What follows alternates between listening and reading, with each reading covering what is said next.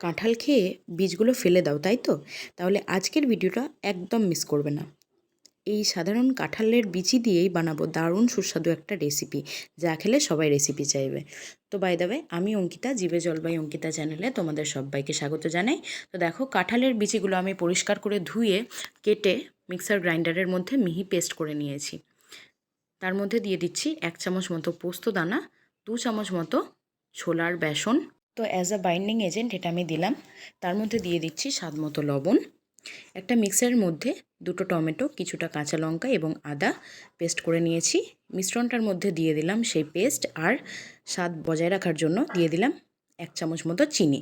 ভালোভাবে ফেটিয়ে কড়াইয়ে তেল গরম করে মিশ্রণটা ঢেলে দিলাম। এটা ভালোভাবে একটু রান্না করে নিতে হবে, যাতে কাঁঠাল বীজের কাঁচা গন্ধ না থাকে, আর বেসন থেকেও যেন কাঁচা গন্ধ না থাকে। এরকমভাবে কড়াইয়ের সাইড ছেড়ে আসলে ঠান্ডা করে নেব এবং সেই মিশ্রণ থেকে এরকমভাবে গোল গোল কোফতা আকারে গড়ে নেব। কোফতাগুলো গড়ে নেওয়ার পর কড়াইয়ে সাদা তেল গরম করতে দিয়ে সেই কোফতাগুলো ভেজে নেব। মিডিয়াম টু হাই হিটেই ভাজতে হবে, যেহেতু এটা অলরেডি কুকড, তাই লো হিটে না ভাজলেও চলবে।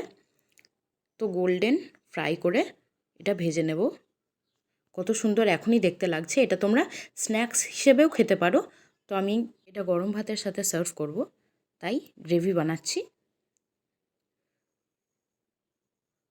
তো দেখো, একে একে সমস্ত কোফতা আমি ভেজে নিয়েছি। এরপর বাকি তেলে কিছুটা শুকনো লঙ্কা, একটা তেজপাতা হাফ করে, আর কিছু পরিমাণ জিরে ফোড়নে দিয়ে দিলাম। ফোড়ন থেকে ভালো সুগন্ধ ওঠার পর দিয়ে দিচ্ছি টমেটো, আদা, কাঁচা লঙ্কার পেস্টটা দিয়ে ভালোভাবে নাড়িয়ে নিতে হবে এবং কষে নিতে হবে, যাতে আদা, কাঁচা লঙ্কা, টমেটোর কাঁচা গন্ধ না থাকে।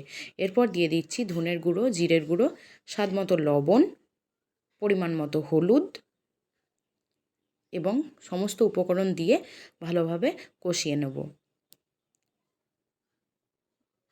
মশলা থেকে তেল ছেড়ে আসা অবধি অপেক্ষা করতে হবে। তারপর তেল ছেড়ে আসলে আমি কাজু আর পোস্ত একসাথে বেটে তার সঙ্গে টক দই কিছুটা ফেটিয়ে দিয়ে দিলাম। যেহেতু কাজু আছে, সাবধানে নাড়তে হবে যাতে কড়াইয়ের গায়ে বাটা লেগে না যায়, এবং মিডিয়াম আঁচ করে ফুটিয়ে নিতে হবে।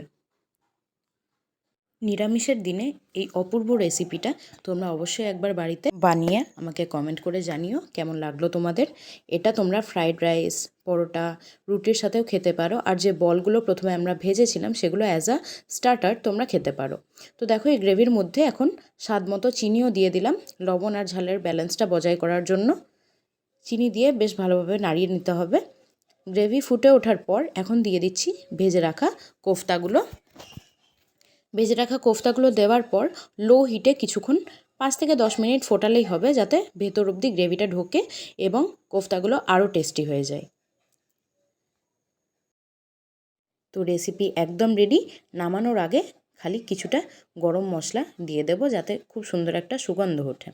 তো কেমন লাগলো এই রেসিপিটা অবশ্যই আমাকে কমেন্ট করে জানিও। চ্যানেলে নতুন হয়ে থাকলে অবশ্যই আমার চ্যানেলটা সাবস্ক্রাইব করে পাশে থাকা বেল আইকন ক্লিক করে নোটিফিকেশান অল করে দাও, যাতে পরবর্তীতে আমি কিছু ভিডিও আপলোড করলে সবার প্রথম তোমাদের কাছে পৌঁছে যাই। তো আজকে এই পর্যন্তই, ফিরে আসছি আবার নতুন কোনো রেসিপিতে। টাটা।